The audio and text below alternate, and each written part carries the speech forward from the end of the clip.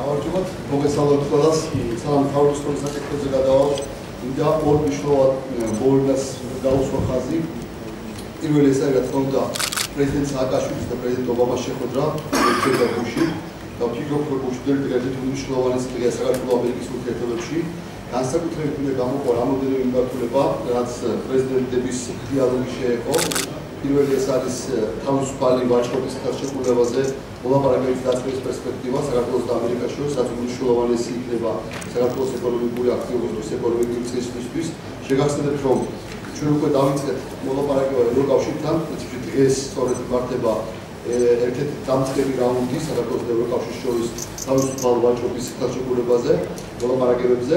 სიახლეში პერსპექტივაში თავისუფლად შეიძლება საქართველოს წარმოუდგენლად გარკვეულ სავაჭრო ცენტრად, რომელიც ჩამოყალიბდება აზიასა და ევროპას, აზიასა და ამერიკის შეერთებულ შტატებს შორის.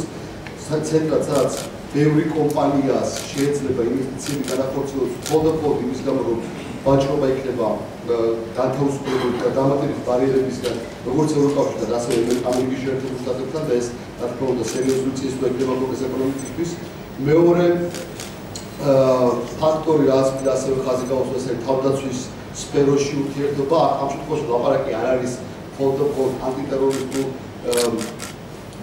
ცნებზე, ან არ არის ლაპარაკი მხოლოდ ავღანეთში ურთიერთობებზე, ლაპარაკი ასევე საქართველოს თავდაცვის უნარიანობის ზრდაზე, რაც ძალიან მნიშვნელოვანია ჩვენი ქვეყნის უსაფრთხოებისთვის და რეგიონის უსაფრთხოებისთვის, საერთოდ ამას ხაზი გაესვა პრეზიდენტების შეხვედრაზე. და ბოლოს ასევე მნიშვნელოვანი ფაქტორი ეს არის ამერიკის შეერთებული შტატების მხარდაჭერა საქართველოს ნატოს წევრობისათვის. რა თქმა უნდა, ეს უმნიშვნელოვანესია. იმ ფაქტორს გავუთვალისწინებთ, რომ რამოდენიმე დღეში მაისში ჩიკაგოში შედგება ნატოს სამიტი, სწორედ ამერიკის შეერთებულ შტატებში ჩიკაგოში და აქ უმნიშვნელოვანესი იქნება თავად ამერიკის შეერთებულ შტატების მხარდაჭერა. მეორე ფაქტი, რაც და მინდა ასევე აღვნიშნო, ეს არის დღევანდელი დღე, დღეს ვაშინგტონში პრეზენტაცია შედგება ახალი წიგნის, მსოფლიო ბანკის მიერ დაწერილი წიგნის, რომელიც საქართველოს ეხება, რომელიც თავიდან ბოლომდე აღწერს იმ რეფორმებს, რომელიც გატარდა საქართველოში ბოლო წლების განმავლობაში. რამოდენიმე მიმართულება აირჩია თავის დროზე მსოფლიო ბანკმა და აქ მოხვედრილი ამ წიგნში რეფორმები პოლიციაში, რეფორმები რეესში, საჯარო რეესში, ასევე სამოქალაქო რეესში, ენერგეტიკაში, ფინანსთა სამინისტროში, საბაჟო სისტემაში და სხვადასხვა მიმართულებით ასევე. სამწუხაროდ ამ წიგნში არ შემდგარ რეფორმები ჯანდაცვაში და რამოდენიმე რეფორმა განათლებაში, თუმცა მსოფლიო ბანკს ვლაპარაკია იმედია, რომ მეორე ნაწილი დაიწერება ამ წიგნზე, სადაც ეს კონკრეტული შედეგები ჯანდაცვის და განათლების სფეროში მოხდება ამ წიგნში. მსოფლიო ბანკის მიზანი არის ის, რომ საქართველოს რეფორმები იყოს ძალიან კონკრეტული მაგალითი სხვა ქვეყნებისთვის, რომ ამ რეფორმებით სხვა ქვეყნებში გამოხდეს სიტუაცია, განსაკუთრებით ლაპარაკი ეხება კორუფციას და ბრძოლას.